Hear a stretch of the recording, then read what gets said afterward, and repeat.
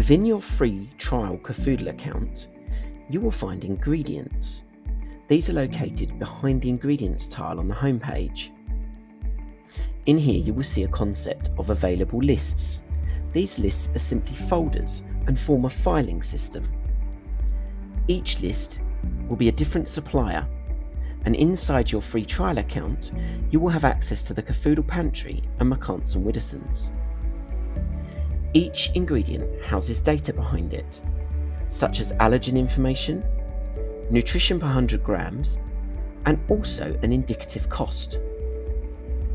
If you click onto any ingredient, you will see further information, such as a full list of composite ingredients. If you wish to practice adding ingredients to your account, you simply use the plus button at the top on the far right hand side. This opens a blank ingredients sheet for you to follow and fill in. Fields with a red asterisk are mandatory. Other fields are optional. Simply work your way through the sheet, filling in the information as required, and then create.